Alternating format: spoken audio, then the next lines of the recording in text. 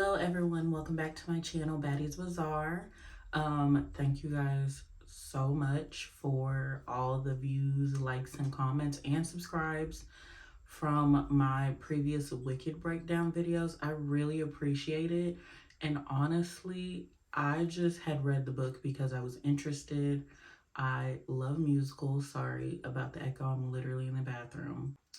But I had just read the book out of curiosity. I knew the movie was coming out, had always wanted to see the musicals, but I just read the book out of curiosity. New Year's had started the beginning of this year and went to Barnes and Nobles, got the Wicked book. Also, that same day, got an interview for like one of my dream jobs.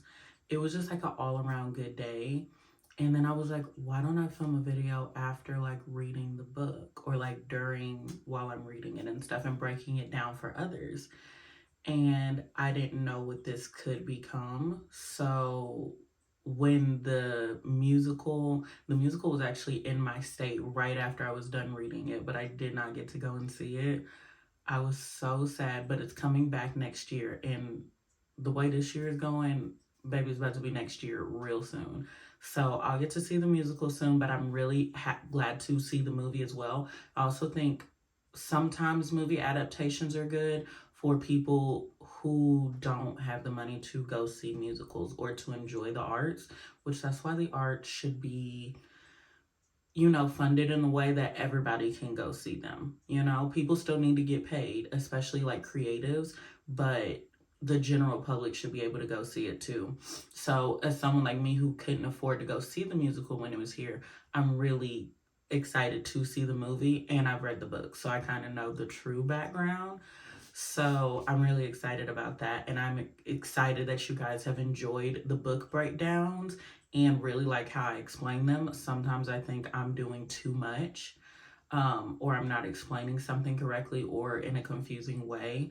But from you guys' comments, it sounds like I've got my point across or the book's point across.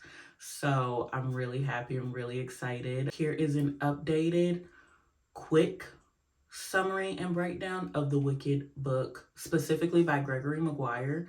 I know before the actual Wizard of Oz movie came out, it was like a book series about like Dorothy, the witch, and stuff like that. That inspired it as well, duh. But Gregory McGuire's book Wicked inspired the actual upcoming, like the musical that was made. So, but I mean, he was inspired by the guy who wrote Wizard of Oz. So it just all comes full circle. So we're specifically talking about the Gregory McGuire Wicked book. Let's get to it.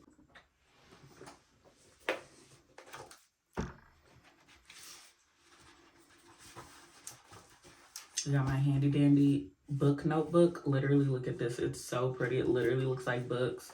It has a little magnetic flap, and then it's got like 2 bookmarks. I love it. I got it from Barnes and Nobles for like 15 bucks.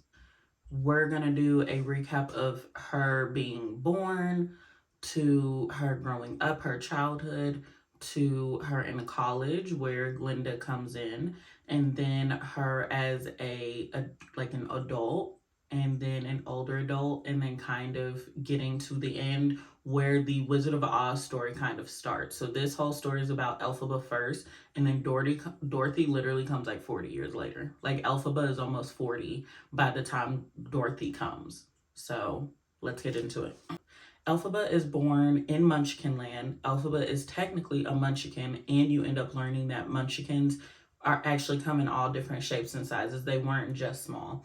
But Elphaba is born to Frex, who is a priest, and Melina, who is a royalty, a aristocrat in some type of way. She is the heir to some type of throne, and she had run away from home because she didn't want that responsibility, so she married Frex.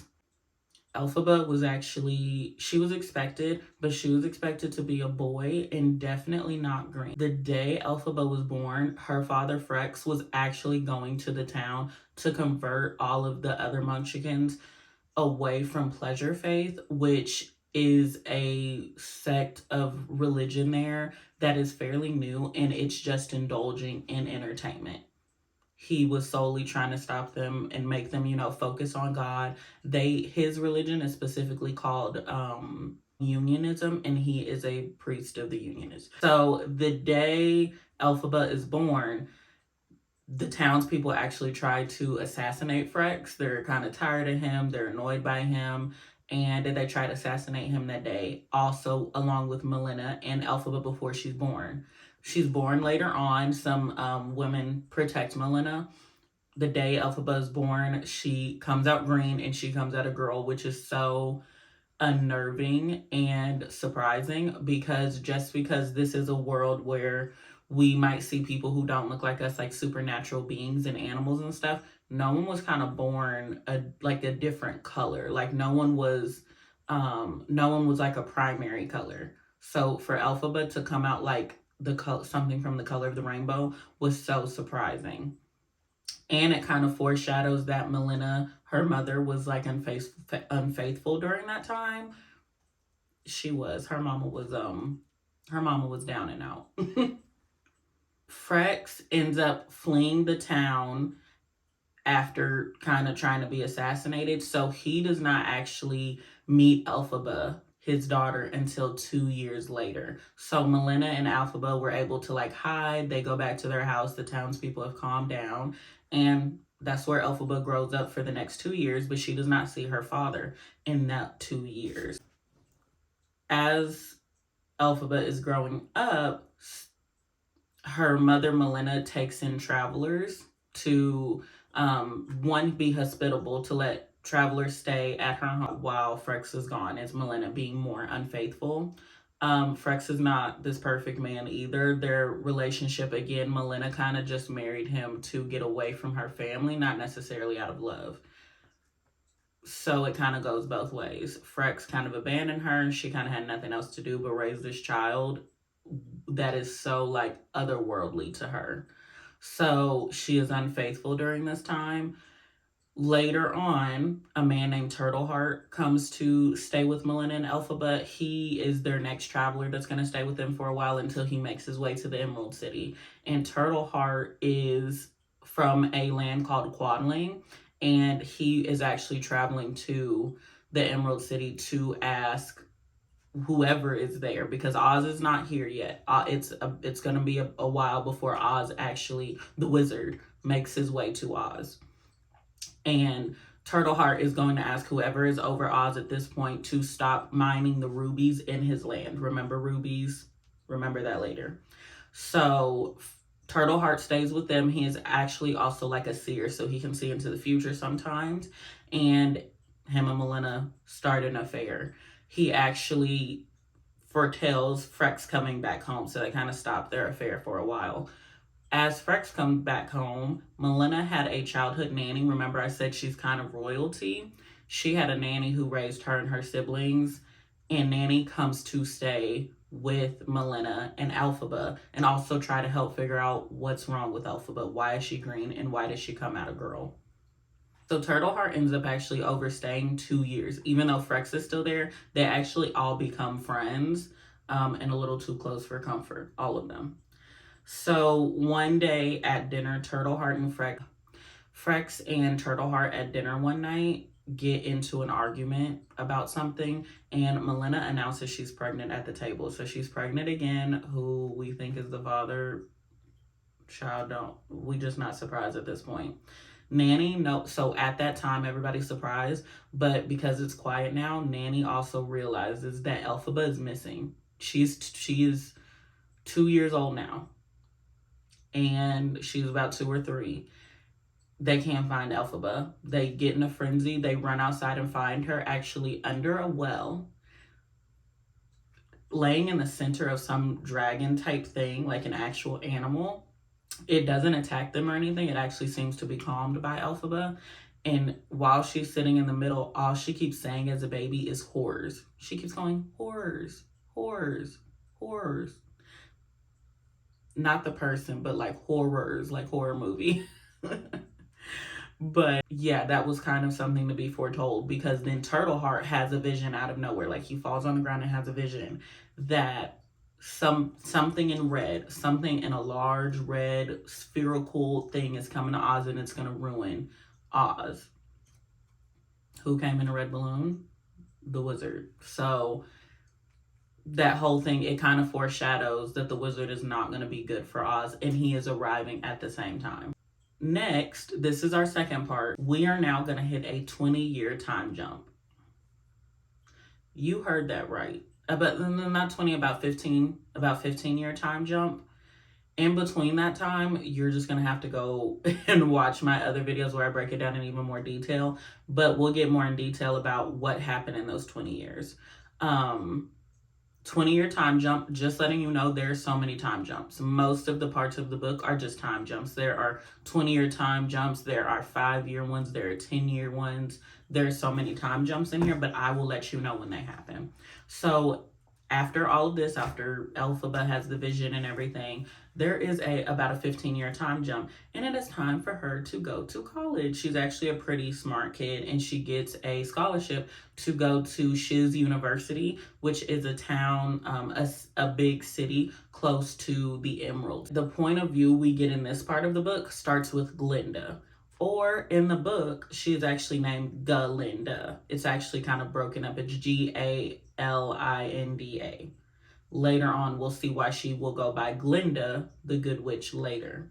But it starts by her point of view. As we all know, she was raised prissy. She's an aristocrat. She is from a different town, and she just expects the best things out of life. She is riding a train in Shiz to go to the university, and across from her is a goat, but a goat with anthropomorphic features. I forget what the other one, when like animals have human like characteristics, but he can talk, and actually he is their head professor at school. His name is Dr. Dillamond, and Dr. Dillamond is probably the most intelligent person in the book series. She comes with her own personal nanny, which they are all called Ammas if they're like born and if they like raised you from birth and you're rich and stuff. Your nanny is called an Amma, and her Amma actually gets injured on the way to the university and has to go to the hospital while all the other students are, getting with their roommates, and Galinda wants to,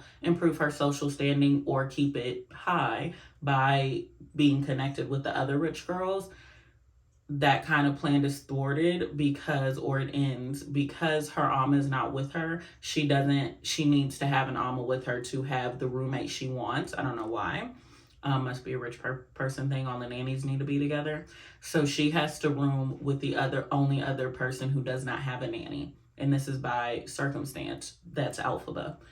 Obviously, Galinda is not happy with this, but she is still able to have a relationship and a rapport with the other rich girls. Honestly, she keeps it by always crap talking about Elphaba and how she hates staying with her. But that is how they become roommates. So the person who puts Elphaba and Galinda together is Madame Morrible, and Madame Morrible is their headmistress, but also one of the first antagonists we kind of get in the book. She kind of pulls the strings. She's the one who actually tells Galinda that she should go into sorcery.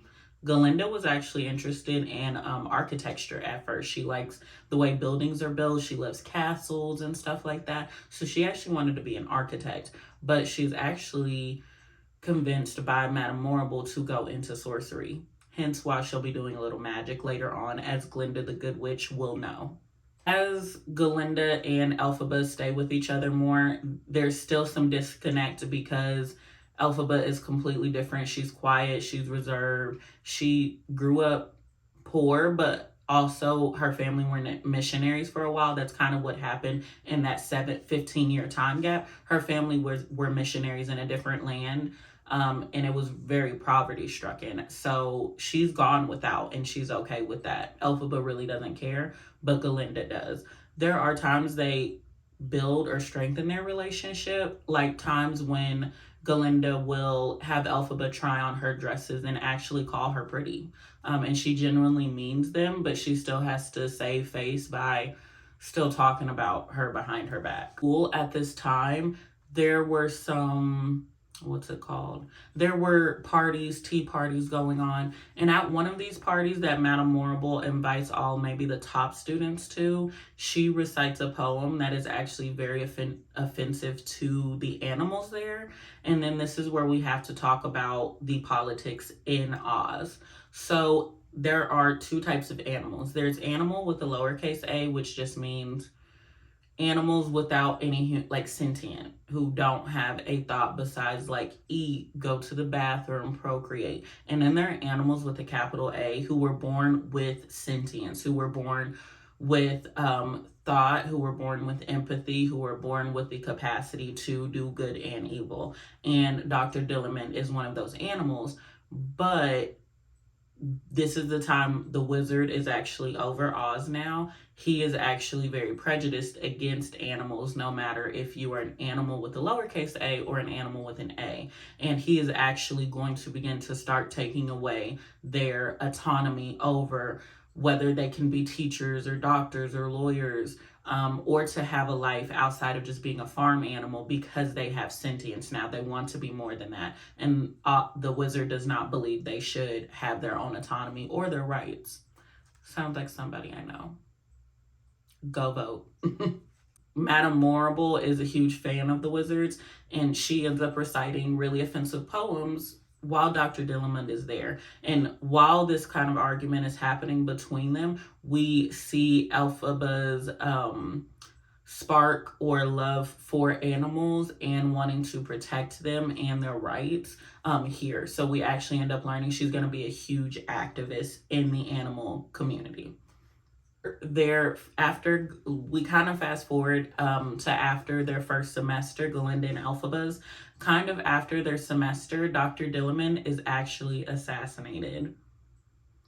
Yeah, so the intelligent goat who was, just wanted to live and be himself and to just have full autonomy over himself is actually assassinated. We do not find out who does this later, and we kind of don't get a clear answer, but Dr. Dillerman was actually working on a groundbreaking discovery, and Elphaba was actually helping him. She worked under him for a very long time, kind of in the science department. And what Dr. Dillerman was trying to do was to break down the biology between humans and animals with the capital A, and really show that there was no sentient difference. There was no brain difference. So he could prove that they should be equal. And if he was able to prove this, he could overturn what the wizard has been trying to undo all the time, which is giving them their own autonomy and rights. So he's taken out. So that never comes to be. The person who finds Dr. Dillerman is actually Galinda's Alma, her nanny, the one I said that got injured before. She was all right after. She just kind of like stubbed her foot or something. But she is the one who ends up finding Dr. Dillerman. And for some reason, when everybody finds her, she's gone senile. So she ends up in like a medical ward for most of Galinda's schooling.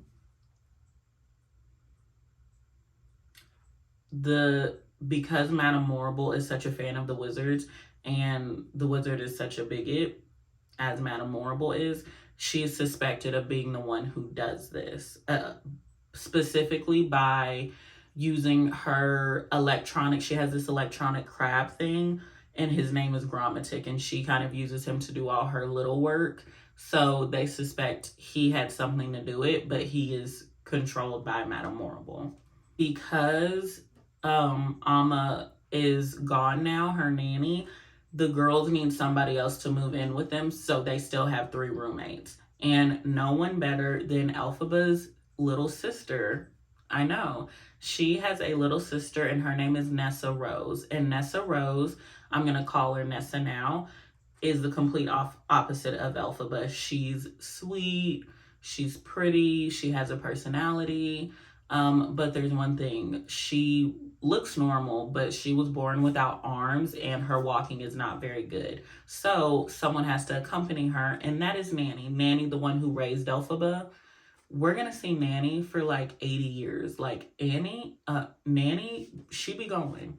Like, I need whatever she be drinking, because Nanny will be around for like 80 years. She's really too old for all this mess going on. But Nanny accompanies Nessa Rose. Is actually very religious, like her father. and she is their father's favorite, which is unfortunate. If you have siblings, you kind of relate to either something like that. It's just a really sad story. You can clearly see that Nessa is loved a lot more and treated a lot better. So yeah, but we kind of don't hate Nessa. It's just a circumstance. So while Nessa and Elphaba are in school, their father will send many letters and presents, but only for Nessa. Yeah, so he only really talks to her. Elphaba been going there for like a couple years now until Nessa showed up, and he ain't sent one letter. It was always sent to Nessa. So, child, what a mess, and what a terrible father. Like, he gets on my nerves. But in one of the presents Nessa Rose gets, she gets a box of ruby slippers. Remember, she can't walk very well. She actually sits in a wheelchair, or Nanny helps to hold her. So she's giving these shoes, and Frex is just like, my darling, even though you can't walk, you can still have pretty shoes. So here's these ruby slippers, and tell your sister Elphaba I said hi, I guess. Like, it's just terrible. Like, I really hate that part. Galinda's Alma, her nanny, goes to like the mental ward because she went senile. Galinda is more reserved. She's not her usual bubbly, what's it called? Like, confident or arrogant self. She actually is more reserved. One, because she feels guilt that her Amma had that happen to her. That actually happened while Galinda had asked her to go get something for her that she could have gotten herself. So she feels very guilty that Amma ended up that way. So she's more reserved during this time and practiced sorcery a lot more than architecture. Second semester, a new student named Fiyero starts. If you've watched the musical, you know who he is. He starts, and he, I guess from as far as we know, is the only brown person that's shown up in this book. I didn't say it, the author did. And he is actually bullied for being brown a lot. He's also from a race called the Winkies, and they actually have like jewels encrusted on him. So his skin is brown, but he also has like blue jewels all around him. I actually think that's so cool. Like, I need to cosplay that. But Elphaba stands up for him a lot. So go her. Like, she really be for the girls. Like, there's a reason she was played by a Black woman. There's actually no other person that would fit that better. Linda's Amma, her nanny, ends up passing away. And before she passes away, Galinda is able to cast a spell since she's been practicing sorcery. She actually was able to get her mind back to clarity before she passes. That's kind of a gift to her. She would die knowing who she truly was instead of senile. And she admits or confesses that Madame Morrible is the person who did kill or assassinate Dr. Dilliman, and is the person who made her go senile with a spell. After she dies, actually the day of her funeral, Madame Morrible takes Nessa, Elphaba, and Galinda aside and tells them that she is recruiting them to be ambassadors for the wizard. Like, yeah, it's a whole thing. She tells them they're going to be ambassadors. They're all going to go to the 3 corners of the earth, and they're going to rule different parts and make sure his vision comes to life and all this weird stuff. And Elphaba is just like, I'm good. So she gives them a time frame in which they can accept or decline. And if they kind of decline, she says she'll replace them, whatever that means. Kind of some weeks after, Elphaba wants to confront the wizard herself about everything that's gone on since Dr. Dilliman died, taking away animal autonomy, and trying to recruit them in some type of weird way. She's never even met this man, and yet he's controlled her whole life. So she wants to actually confront him. So her and Galinda go to Emerald City, which is very near Shiz, where they're going to school. After they separated, we are going into a 5-year time jump. I said we're going to be doing a lot of jumps. I was not kidding. So in this next time jump, obviously everybody she went to school with has graduated now. Elphaba did not finish school, but she's still very smart and kept up with studies. But the person's point of view we're actually in right now in this next time jump is Fiyero, the Winky I was talking about, who Elphaba always had to stand up for because his skin was brown. Fiyero graduated with like a degree in business or something. He's actually the ruler of some tribe land outside of Oz. And he got his degree to just have foreign relations with other people and to just keep his people safe. He stays in Shiz most of the time, or Emerald City. And so while he's meeting with a business friend, while he's waiting for that friend to show up so they can have like coffee or something together, he stops in a chapel just to like look around or pray or something, and he ends up seeing Elphaba. You don't forget somebody with green skin again, because she's like the only person who has this colored skin. And so he, he approaches and he's like, hey, like, Elphaba, is it you? Like, I haven't seen you in forever. And she's like, don't talk to me. Like, I'm not that person. He's like, there's no other green person. It's you. Like, how are you and everything? Just to reiterate, Fiyero and Elphaba, they were always in the same friend group, and she did always stick up for him, but they were never like friends. They were in the same friend group, but they never like conversed themselves. So it was just very like weird that he was trying to talk to her when they never had conversed outside of her standing up for him. It becomes obsessive and tries to just find where she goes. And once he finds her, she just gives up. She's like, okay, whatever, come in my apartment, we can talk. And they kind of catch up about life and what happened to her sister and his friends and stuff like that. So they just catch up, but Elphaba is still pretty adamant about him staying away from her, because Elphaba has actually joined the Animal Relief Alliance, which is a secret organization that tries to help animals with the capital A reach their, civil rights and autonomy. Like, she really that girl. So she's taking one for the team. She's really out there doing the hard work. And so to keep Fiyero safe, she's like, look, there are people looking for me. I've done a lot of like criminal work and stuff like that, because again, this is the wizard's law that animals can't do this. So she's a fugitive in his eyes.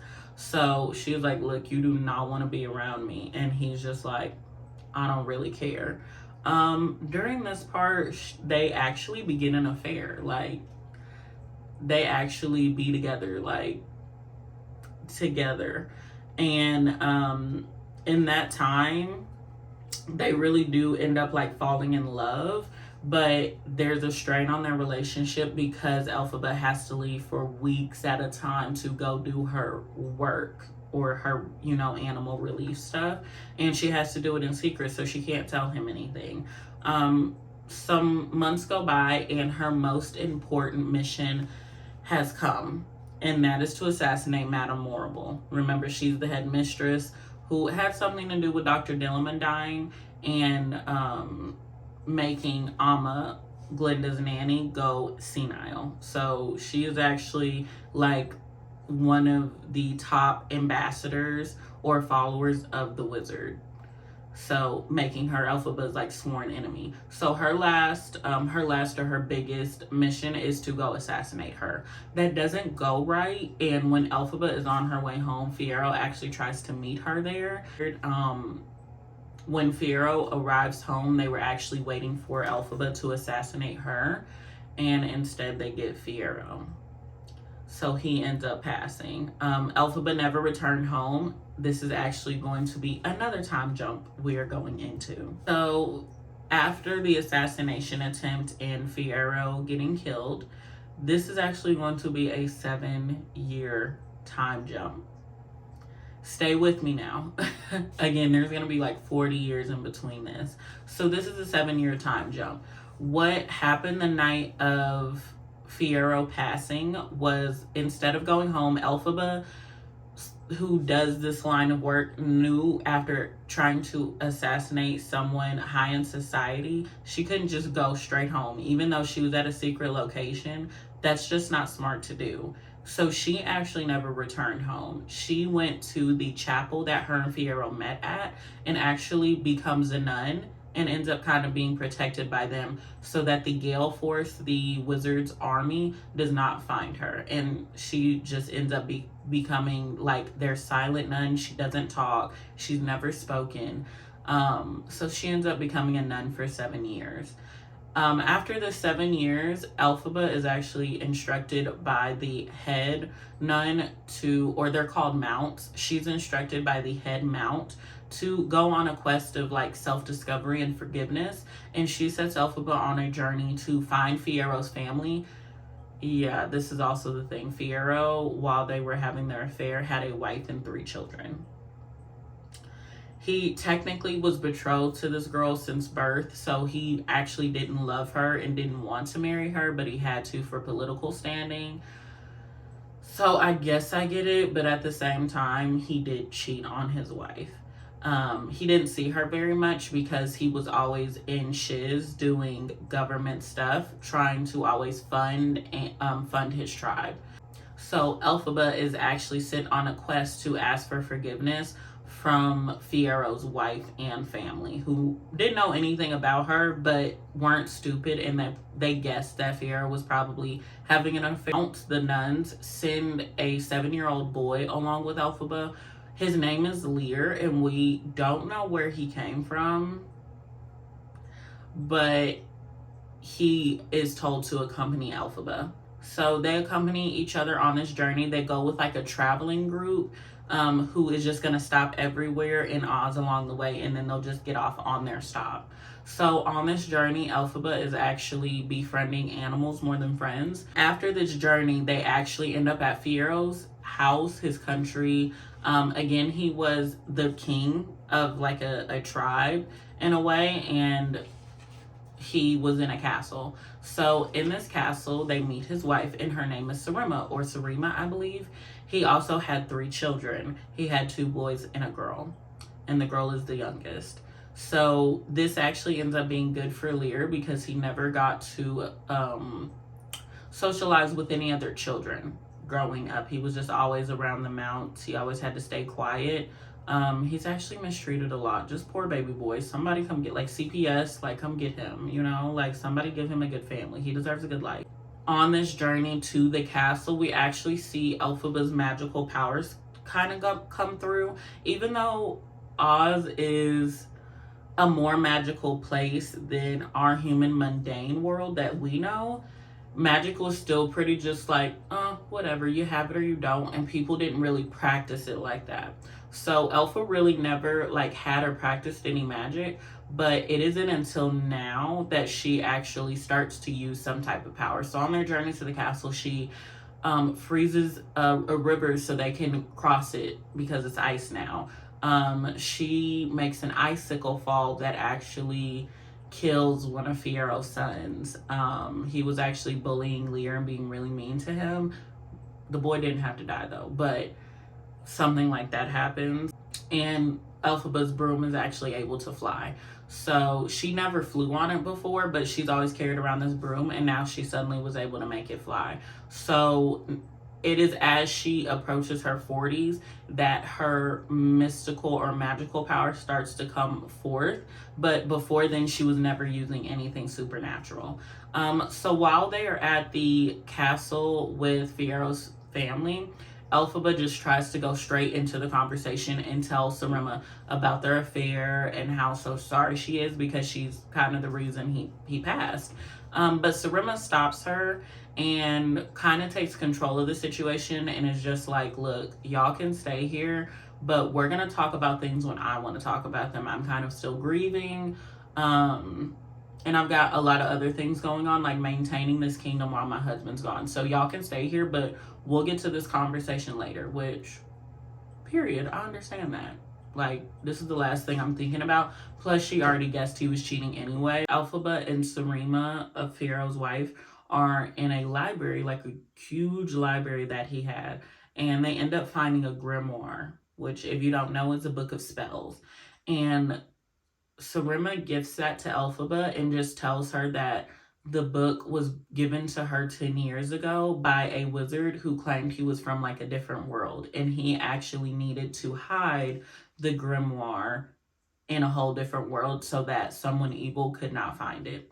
So Elphaba takes this. She can't understand anything in it, but she can kind of she can still study it. And this grimoire is important for later. So out of nowhere, they end up staying with Elfie and Lear end up staying with Sarima and Fiero's family for about, oh my goodness, like 5 to 7 years. Like, again, time jump. And I couldn't imagine letting my husband's side piece staying with me for that long, but it's a big castle, so I don't. They're still staying at the castle, and none other than Nanny, who took care of Elphaba, who raised and protected Nessa, who raised Elphaba's mom, Melina, shows up. Nanny is 78 years old now. 78, and she just going all around Oz. Like, she really ain't got nothing better to do. I want to be Nanny, honestly. Just, I want to go sightsee and just see different people and stay places for free. Like, Nanny is really doing it. She is the star of this book, actually. Like, go Nanny. Like, she really shows up and tells Elphaba about her family was always looking for her, and while she disappeared, and that Nessa Rose is actually going to take her mother's place. Remember, her mother was royalty, and Elphaba was always expected to take her throne, but since Elphaba didn't want it and she went underground, Nessa is going to take it. So made himself emperor over Oz. Actually started child war camps where he is raising children to be spoils of war, soldiers of war, something. Doesn't sound like anything new. So he is actually getting ready for some type of war, or to actually just start taking over all of Oz. So Nanny informs Elphaba about that because she's not in the city anymore. She kind of just doesn't hear about that stuff anymore. After this, Elphaba receives a letter from her father pleading with her to talk Nessa out of becoming the new ruler of Munchkinland. Remember, Nessa is the father's favorite, and she's actually very coddled and infantilized because she doesn't have arms or can walk very well. But she actually has a very strong will, and she's very confident. She's very capable, but he just does not want her to be anything other than his little girl. So who other than to take all the responsibility than the older sibling? If you're an older sibling, you understand, and it's quite annoying. So she shows up with no real intention of doing that. She talks to her for a little bit, but she's not going out of her way to be like, hey, don't do this. I want to be ruler. She could care less. And sees Nessa Rose after it's probably been like 15 years now. And Nessa isn't as mad at Elphaba as she thought she was going to be. Mostly because she's gained a lot of confidence after Galinda actually enchanted the ruby slipper she got. Sean, I didn't even talk about that part. I'm so mad. Okay, editing Tavia, put this when they're in school. But Elphaba and Nessa always said that if something happened to Nessa, she would get the shoes. And remember, I said that Turtle Heart came from a land where there was rubies being mined unethically. That is where these rubies came from. So it's kind of full circle. That is actually where the family moves in that 15-year time jump. They actually become missionaries in the land that Turtle Heart is from. So it just comes full circle that they knew him, they stayed in the land with rubies, and that Nessa receives ruby slippers, and those ruby slippers will be the fall of Elphaba. It's a whole mess. But later on in Nessa's adult years, Galinda will actually enchant them so that they help her walk on her own, and they give her more confidence. Whether they give her more confidence, we don't really know, or if that's just Elphaba and Nessa talk about her shoes, about how she shouldn't take the position, but if she decides to, do it confidently. Elphaba talks to her father more before she returns back to Fiero's family, and ends up Frex ends up confessing to Elphaba that him and Turtleheart had an affair as well. Like, and not even affair. The whole family, while they were on that missionary trip, that 15-year time jump when Elphaba was a kid, they were all kind of in an open relationship. Everybody consented, so I can't be mad. They were like, what do they call them? A blended family. And we end up learning that, what is it? Nessa is probably most likely Turtleheart's child. And girl, it's just some real Maury stuff going on here. Like, you are or not the father. But Nessa is most likely Turtleheart's child. And Frex and Turtleheart always saw Nessa as their love child, even though she came out of Melinda. So child is a mess. But that is one reason Nessa Rose is the favorite, is that she is a symbol of Turtleheart and Frex's love, while Elphaba is the symbol of just like evil and a cautionary tale to being adulterous to your husband the first time, because Elphaba is conceived in a time where it didn't make sense because Frex wasn't home. And Nessa was born of like consent. They all knew that they were all kind of together, Frex, Melinda, and Turtleheart. So Nessa is kind of seen as the pure version of what Elphaba versus Elphaba's unpure self, which is just, again, so cringy and just really gets on my nerves. Like, yeah, he explained it, but he still was like, I love your sister more, like, you're evil, like, just get over it. Like, he tries to sound loving, but gaslight her at the same time. He was like, it's not your fault you were born evil, but you still are evil. Like, you're evil, like, you're still my daughter, but you're evil. Like, it is just, like, Frex can go, like, chew a brick, fall off a bridge. Like, I really hate him. She ends up staying in Munchkin Land for about some months to a year. So when she finally returns to Fiero's land, Sarima, his wife, the family are all gone. The only people left in the castle are Nanny, Lear, and all of Elphaba's animals. Turns out the Gale Force, again, the Wizard's army, came and took them away. They didn't by force. They kind of coerced them and said it was for their protection and stuff. But we end up actually never seeing them again.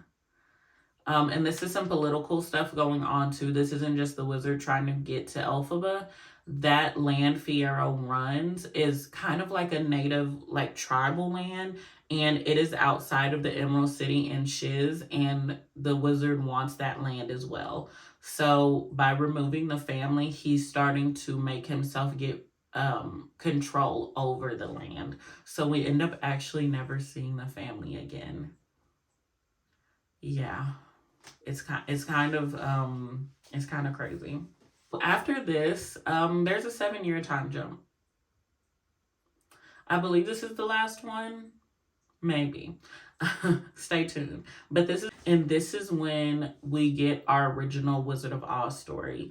A tornado touches down, which has never happened in Oz before. I believe they have regular weather. They have like rain and stuff like that. But they have never had a tornado before. So this gust of wind comes and a house literally lands on Nessa Rose, who everybody calls the Wicked Witch of the West.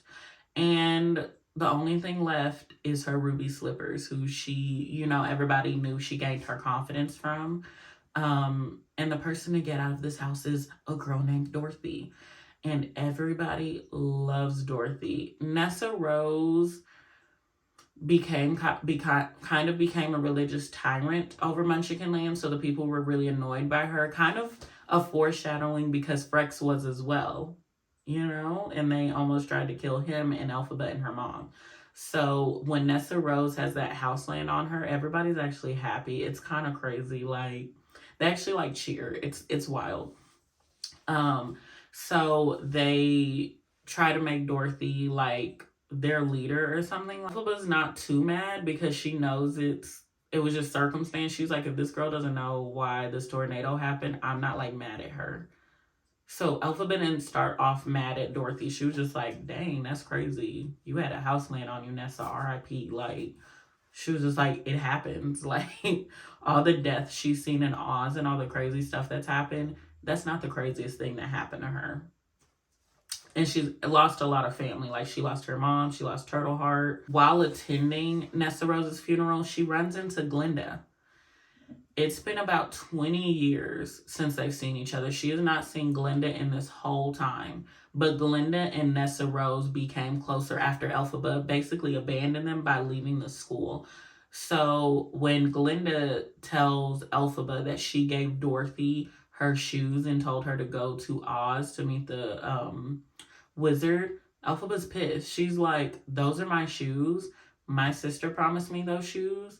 And then again, remember, those shoes are kind of a symbol of the father's favoritism over Nessa and how Nessa kind of had her life so much better than Elphaba's. So Elphaba also wanted those shoes to finally feel like her father loved her, or to have one glimmer of acceptance in a way. So those shoes meant a lot more than just like they were a novelty or just some piece of like an ornament. They actually meant like a great deal to her. Like, those determined if she was worthy to live or not. And she was really pissed at Glinda for giving them to Dorothy out of nowhere. But Glinda actually sets her straight. Even though I don't like Glinda, she kind of reminds Elphaba that she left them high and dry while they were all young.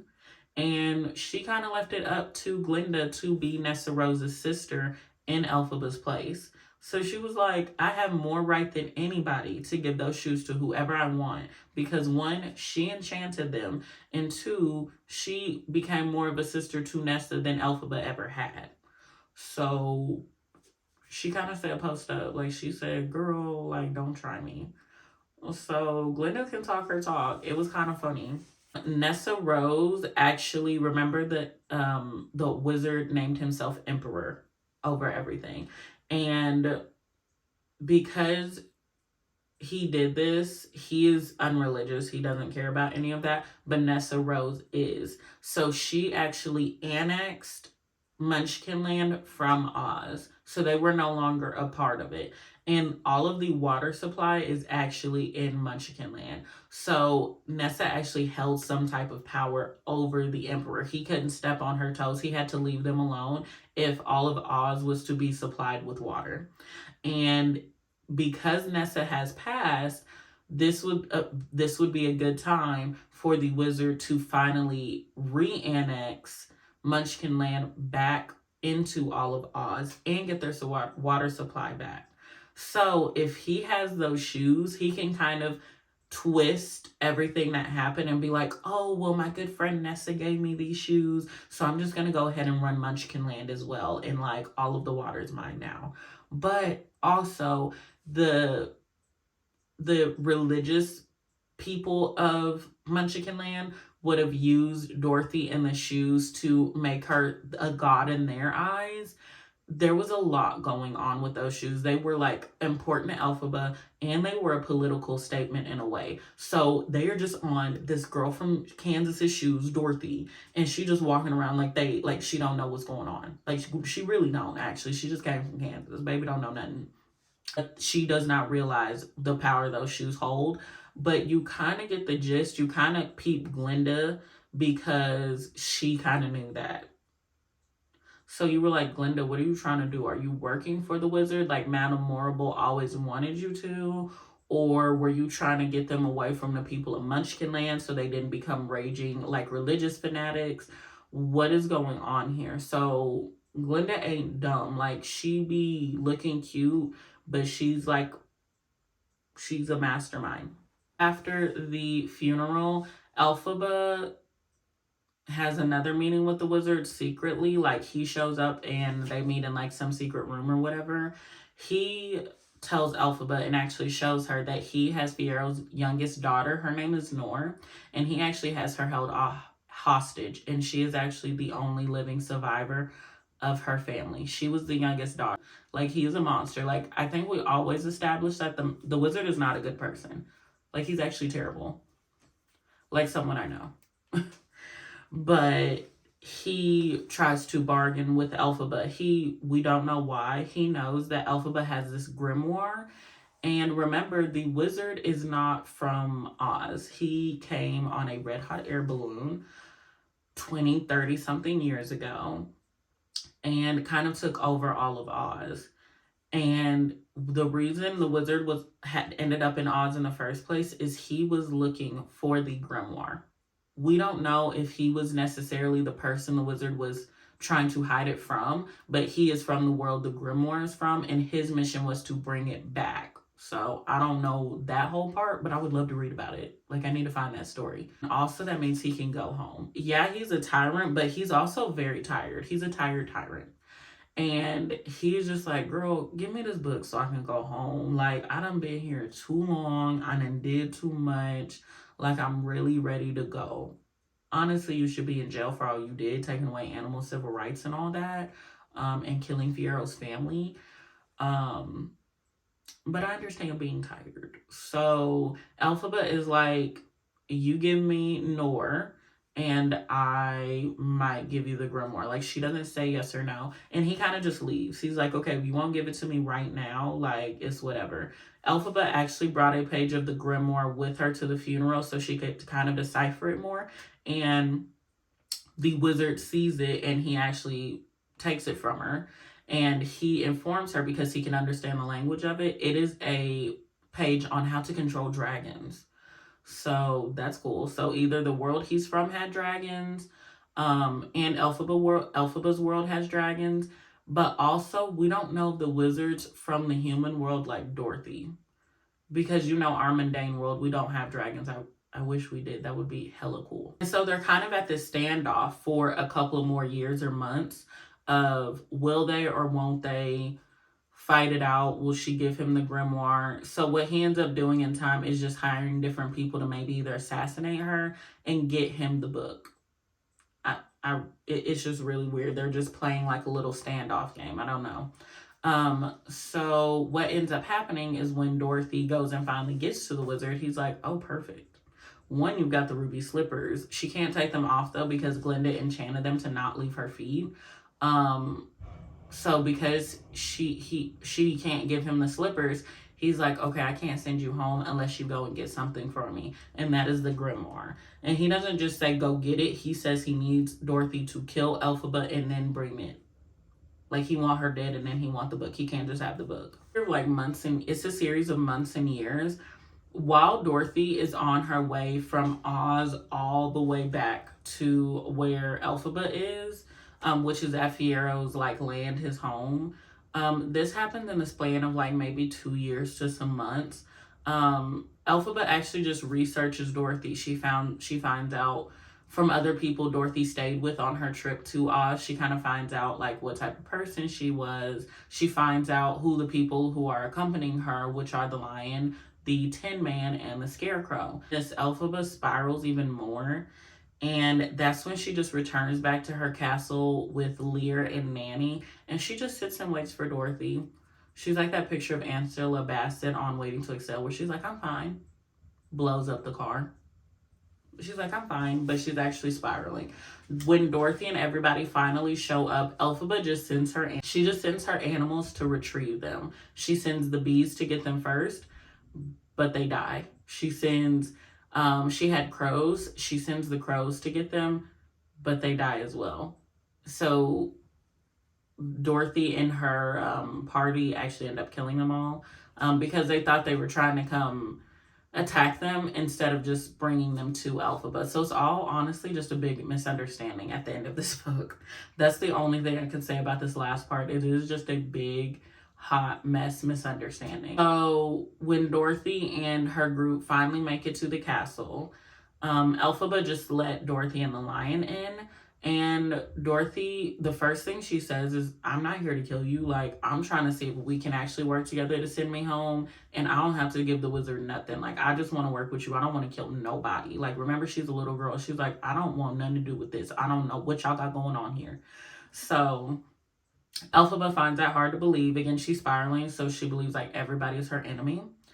And ends up apologizing for hurting Nessa and actually trying to relate to Elphaba, which Elphaba ends up hating. She's like, we are not the same. You know, she's like, girl, you thought you was a baddie, you're not. We are not the same. But she's kind of amused by this. After this, Elphaba gets irritated. She's like, what's about to happen? They actually like sit around and have dinner. And they're all like, what's supposed to happen? Like, is someone going to die? Like, what are we doing? Elphaba just ends up spiraling more and taking Dorothy to the tallest part of the castle and just really berating her about, like, not making up her mind. She's like, are you here to kill me? Are you here to work? Like, what are we doing? And Dorothy just keeps repeating, I'm here to work with you. Dorothy ends up saying that she just hopes Elphaba will forgive her for hurting Nessa and kind of scaring Elphaba into thinking she was going to kill her. And that kind of sends Elphaba into a frenzy because in that same castle, she was there to ask for forgiveness from Fiero's wife, Sarima. So it all just comes back full circle. She's just like, what is going on? Like, is this fate or something like that? Like, she just becomes very paranoid. And so at that moment, she's taken aback so much by Dorothy's words that the fireplace is on.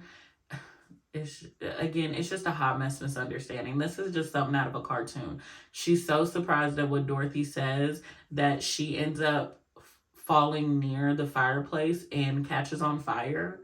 Baby loved to wear a lot of velvet and polyester, like a lot of black. So it catches on pretty flammable. She catches on fire pretty quickly. And Dorothy, trying to help her, gets a bucket of water and pours it on her, which ends Elphaba's life. It's so outrageous that it's just like either you have to laugh or you're just like, what? Like, it's just a mess. So Elphaba is gone. Dorothy takes this opportunity to be like, I mean, I didn't mean to do it, but I guess I did what the wizard wanted me to do. So let me find this book and we go home. They didn't end up finding the grimoire, but she does find a bottle of something. She wants to take proof to the wizard that she did end up killing Elphaba. She ends up taking this bottle of green liquid that Elphaba's had since she was a baby. It's most likely tied to her birth.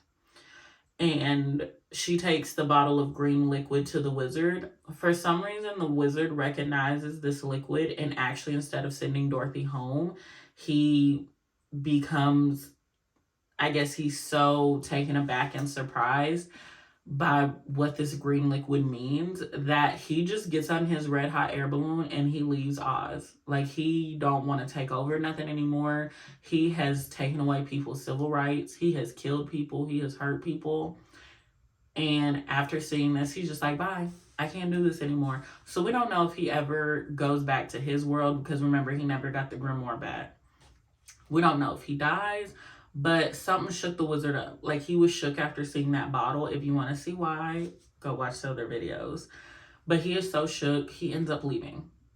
That's annoying. But Dorothy is, for some reason, able to go home. We know in the movies it's just because she taps her shoes together and she's like, there's no place like home. You know what I mean? So she does that. Lear, who I believe... Child Nanny is still alive and she like almost 100 at this point, but Nanny just ends up staying with the castle and she just passes there. But Lear, the little boy who's always been with Elphaba, is still alive because he was the youngest one and he just spends his life looking for Noor, who was the little girl. You'll know more of the details when you read the other books, but it just briefly says that he just spends his life looking for Noor because she is the only survivor of the family being killed. So he just does that his whole life. And there's actually another book called The Son of the Witch where it's more in detail about him. So I could go into more detail about that if you want, but it's like a very brief story. And that's just his life from now on. He grows up and has his own life. And the book ends with the ruby slippers being a symbol, and they become a fashion statement. So a lot of brands in Oz now sell ruby slippers. They call them the slippers that killed the witch, the slippers that saved Oz. And a lot of people end up believing that Dorothy will come back as like a goddess or something. That is how the book ends. Yeah, it's really something out of a cartoon when you think about it. I'm like, what were y'all on? But that is the end of the story. I hope you were able to follow that. If you like more in-depth detail, this was a very brief summary. Thank you so much for watching this video. Thank you so much for watching my others. Remember to like, share, and subscribe. I'm glad you made it to the end of this video. Stay tuned, and I will see you in the next video. Bye.